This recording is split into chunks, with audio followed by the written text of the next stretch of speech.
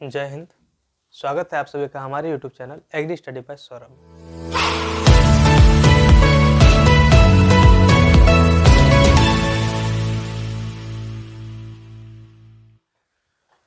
तो हम लोग फंडामेंटल ऑफ एग्रोनॉमी पढ़ रहे थे, ठीक है।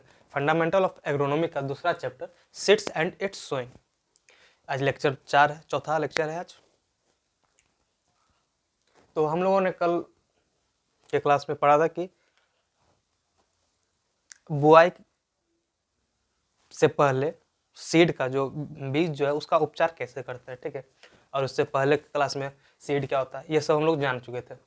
अब हम लोग सीड का कुछ अलग अलग डिफिनेशन है वो जानेंगे, ठीक है। तो सीड का कुछ डिफिनेशन है जिसमें पहला हमारा है इम्प्रूव्ड सीड। तो इम्प्रूव्ड सीड उसको कहते हैं जो आनुवंशिक और भौतिक रूप से शुद्ध हो, ठीक है। इम्प्रूव्ड मतलब उन्नत बीज, उन बीज को कहेंगे जो शुद्ध है, जो अंकुरित, जिसका अंकुरित जो है वो बहुत ज़्यादा है, ठीक है। अंकुरित रेट या फिर क्या बोलते हैं आप, अंकुरित दर जो है वो ज़्यादा हो और भौतिक रूप से वो शुद्ध हो, उसको हम लोग इम्प्रूव्ड सीड कहते हैं। और प्योर सीड दूसरा हमारा जो है वो प्योर सीड है। तो प्योर सीड हम उन बीज को कहेंगे जो अपनी जाति, जिस जाति का वो है उसका ही वह अनुरूप विशेषता रखे, ठीक, उसका ही वह गुण रखे, जो वो जिस जाति का बीज है, जिस जाति का वो बीज है वो उसका ही गुण रखे, तो उसको हम लोग प्योर सीड कहेंगे, ठीक है। अपनी जाति के पूर्णतः अनुरूप विशेषता रखने वाले बीज को हम लोग शुद्ध बीज कहते हैं, प्योर सीड।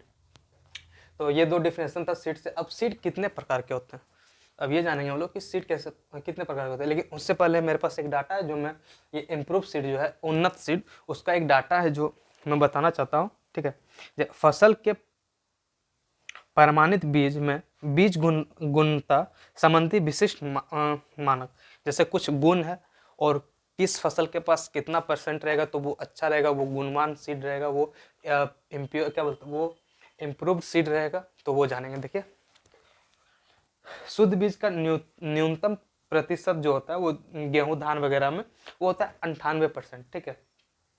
और चना मटर में भी 98%, सूरजमुखी जो होता है उसमें 97%, सरसों में 97%, कपास में 98% और बरसीम में 98%।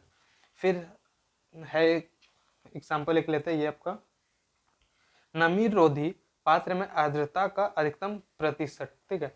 नमी रोधी और क्या बोलते हैं वो नमी कितना वो रहता है, नमी वो कितना रखता है अपने पास, उसका अगर अधिकतम प्रतिशत देखें तो वो है आपका धान, गेहूं, ज्वार में 0 से 8%, ठीक है। और चना, मटर, अरहर, मसूर, मूंग में 7 से 7%, ठीक है, सॉरी 7%।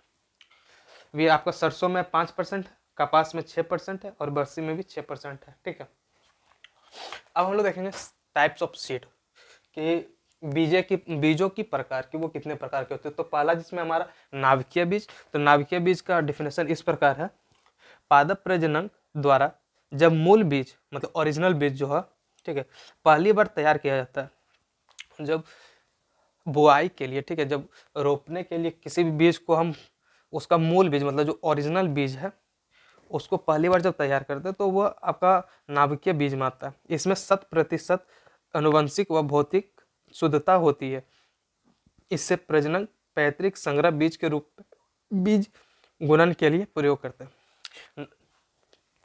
नाभिकीय बीज उसको कहेंगे जो मान लीजिए कोई पौधा है, कोई पौधा आप तैयार किए, ठीक है,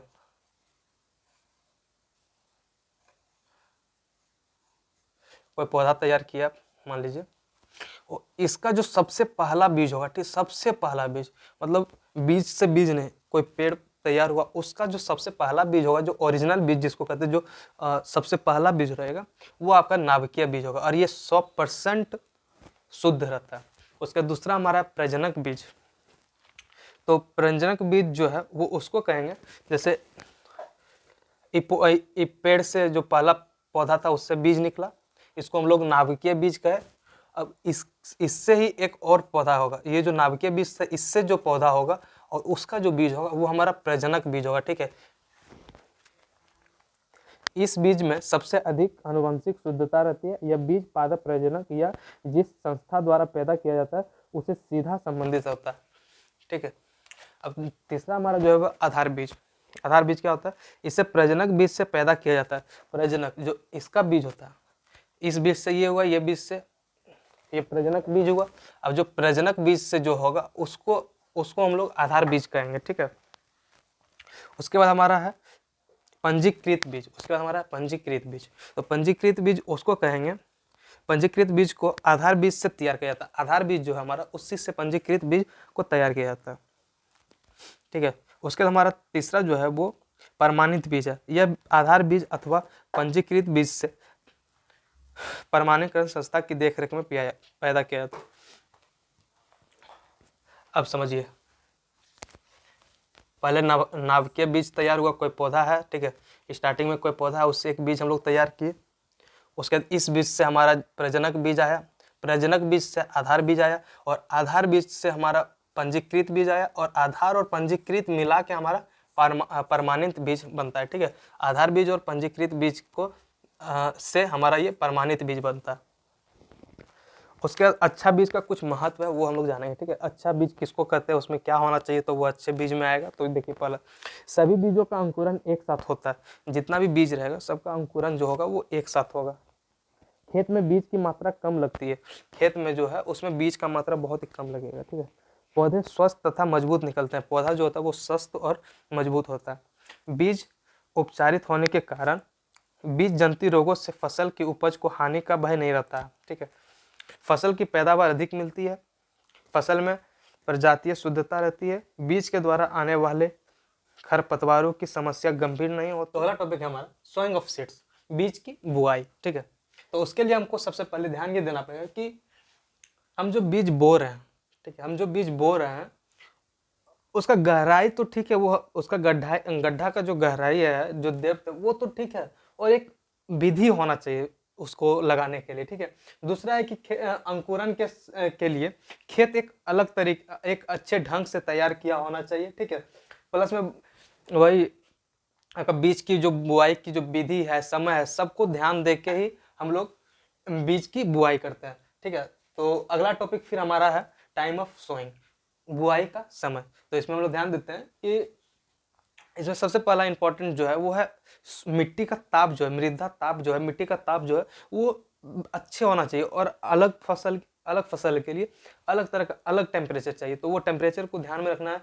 जैसे कुछ हमारा टेम्परेचर हमारे पास है, जैसे गेहूं और जौ का जो टेम्परेचर है वो मिनिमम जो है 18 डिग्री से 22 डिग्री होना चाहिए, और मैक्सिमम जो है वो 30 डिग्री से 37 डिग्री सेल्सियस होना चाहिए। तो गेहूं या जो हम तभी लगाएंगे जब हमारा जो टेम्परेचर है, जो ताप है जो, ठीक है, वो 18 से 20 हो या फिर 30 से 37 तक हो, इसके बीच में ही रहे, तभी गेहूं का फसल हमारा अच्छा होगा। फिर मटर और सोयाबीन का है 16 से 20 डिग्री सेल्सियस। तंबाकू है हमारा 22 से 27 डिग्री सेल्सियस। ज्वार, बाजरा और मक्का का है 30 डिग्री से 35 डिग्री सेल्सियस। तो बुआई का जो समय है, ठीक है, जो फसल लगाने का समय है, वो मृदा ताप मतलब मिट्टी का तापमान जो है उस पर डिपेंड करता है। फिर मृदा का नमी, मिट्टी का जो नमी होता है, उसमें जो पानी की मात्रा होती है उस पर डिपेंड करता है। फिर वर्षा, जो जिस एरिया में वर्षा नहीं होता है और जिस फसल को बरसात जरूरी है, जहाँ पे पानी का साधन नहीं है, तो वहाँ के लिए तो बारिश भी बहुत जरूरी है। फिर है आपका प्रदीप्ति काल, मतलब सूर्य का प्रकाश जो उस पर पड़ रहा है वो अच्छे मात्रा में पड़े। कैसा फसल, जैसा फसल है, जिसको धूप चाहिए उसको धूप, उस तो वो सब ध्यान रखना पड़ता है। ठीक है, तो यही सब। और एक हमारा फसल किस किस्म का, फसल जो हमारा वो किस तरह का है, तो ये सब ध्यान रख के ही, मतलब इस सबको ध्यान में रखते ही हम लोग बीज का जो बुआई का समय होता है, यही सबको ध्यान में रख किया जाता है। उसके बाद हमारा जो है कि डेप्थ ऑफ सीड, बीज बोने की गहराई, गहराई जो है वो कितना होना चाहिए। तो उसके लिए हम लोग को ध्यान रखना पड़ेगा कि जो मिट्टी का जो नमी है, वो नमी का मात्रा तो ठीक है, फिर मिट्टी किस तरह का है और फसल किस तरह का है, ये सब तीनों अगर हम लोग ध्यान देंगे तो हम लोग क्या बोलते हैं, बीज का बोने का जो गहराई है वो हम लोग डिसाइड कर पाएंगे। हम लोग वो समझ पाएंगे कि किस तरह का वो फसल है। हर फसल को अलग अलग गड्ढा गहराई का जरूरत रहता है। तो जिसमें हमारा पहला है कि अगर ज़्यादा गहरा पर, ठीक है, ज़्यादा गहराई पर अगर हम फसल बोते हैं तो उसका दुष्परिणाम क्या होगा, उसका बैड इफेक्ट क्या होगा, तो वो हम लोग देखते हैं। ठीक है,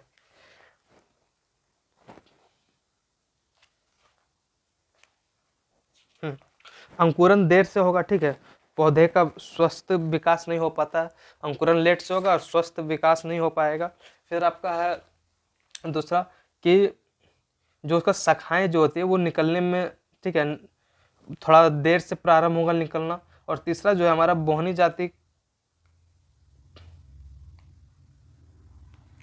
और जो छोटा पौधा होता है, ठीक है, जो जिसका पौधा छोटा छोटा होता है वो अच्छे से लग नहीं पाएगा, वो फसल अच्छे से नहीं हो पाएगा।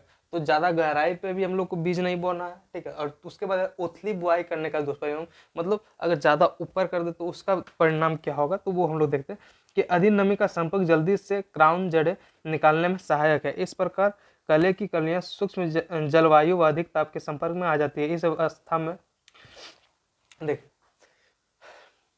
जब हम बीज को ऊपर ही रख देते हैं, ठीक है, तो उसमें ज़्यादा नमी का मात्रा होता है, जिससे फसल हमारा जो है बीज जो है वो अच्छी तरह से अंकुर नहीं पाता है, ठीक है, अंकुरित नहीं हो पाता है, तो वो फसल हमारा खराब भी हो सकता है। तो ना हमको ज़्यादा अंदर तक बीज बोना है और ना ही ज़्यादा ऊपर तक। तो हम लोग को ध्यान देना पड़ेगा कि कैसा फसल है हमारा, ठीक है, वहाँ का मिट्टी कैसा है, वहाँ का मिट्टी का नमी कैसा है, तो उस पर हम लोग को ध्यान देना, तभी हम लोग क्या बोलते हैं उसका जो गड्ढा का जो गहराई है उसको हम लोग तय कर पाएंगे, ठीक है। उसके बाद है हमारा कि फसल को बोने के लिए कौन कौन सा विधि है। हर सब अलग अलग फसल अलग अलग तरीके से बोया जाता है, तो वो मेथड क्या है, ठीक है, वो तरीका क्या है, तो उसमें हमारे पास कुछ है। देखिए, विभिन्न फसलों की बुआई के लिए अलग अलग परिस्थितियों में अलग अलग विधियां अपनाई जाती है, ठीक है, अलग अलग फसल का अलग अलग विधि अपनाया जाता है। बुआई की वही विधि सर्वोत्तम होती है जिसमें फसल की खरपतवारों से रोकथाम हो सके, मृदा कटाव कम से कम हो, जल उपयोग क्षमता जो होता है बढ़ाई जा सके, फल के पौधों को समान गहराई पर समान अंतरण से बोया जाए, ठीक है, उसका जो डिस्टेंस होता है वो अच्छी तरह से हो। तो ये सब को ध्यान में रख के ही हम लोग क्या बोलते हैं, जो मेथड है, जो बुआई का जो तरीका है, ये सब हम लोग उसको हम लोग ध्यान में रखते हैं, ठीक है। उसके बाद सिलेक्शन ऑफ सोइंग मेथड, मतलब हम लोग चुनाव कैसे करेंगे, हम लोग चुनेंगे कैसे कि ये मेथड अच्छा है, ये मेथड कैसा है। तो उसके लिए हमारे पास कुछ पॉइंट्स है, तो इसको ध्यान में रख के ही हम लोग डिसाइड कर पाएंगे कि कौन फसल का सोइंग मेथड कैसा है। तो इसमें हमारे पास जो पहला फसल किस प्रकार का है, ठीक है, फसल को बोने का क्या उद्देश्य है, फसल के समय मृदा में नमी है या नहीं है, मृदा किस मिट्टी जो है वो किस प्रकार का है, और मौसम जो है वो कैसा है। तो इस सब को ध्यान में ही रख के हम लोग जो हमारा सोइंग मेथड होगा, जो बोने का तरीका होगा, उसको हम लोग डिसाइड कर पाएंगे, हम लोग उसका चयन कर पाएंगे, उसका सिलेक्शन कर पाएंगे कि नहीं फसल ऐसा है तो ऐसा मेथड अपनाना चाहिए, यहाँ का क्या बोलते हैं, यहाँ का मिट्टी ऐसा है तो ऐसा हम लोग को मेथड अपनाना चाहिए। तो वो सब और बहुत तरह के मेथड हैं जो हम आप लोग को नेक्स्ट क्लास में बताएंगे। तो आज हम इतना ही रहने देते हैं। तो आज में हम लोग जाने कि बीज का कितना डिफिनेशन है, कितने तरह के बीज होते हैं, बीज बोने का तरीका क्या होता है, कौन से समय में उसको बोया जाता है, ठीक है। अब हम लोग कल देखेंगे कि जो बीज बोने का तरीका है वो कितने प्रकार का है, कौन कौन से तरीके हैं, हमारे पूर्वज जो खेती करते वहाँ से लेकर अभी तक का प्रेजेंट डे का मॉडर्न पीरियड का कौन कौन सा सोइंग मेथड है, वो हम लोग कल के वीडियो में जानेंगे। तो हमारा फंडामेंटल ऑफ हॉर्टिकल्चर भी हमारे चैनल पर वीडियो आ रहा है, तो उसको भी आप लोग देखें, और एग्रोनॉमी भी चल ही रहा है, ठीक है। तो मेरा कोशिश है कि कितना जल्दी हम लोग सिलेबस कंप्लीट करें। तो आज ये सीड और सोइंग का चौथा लेक्चर है, कल ये ख़त्म हो जाएगा। तो आज इतना ही रहते हैं। जय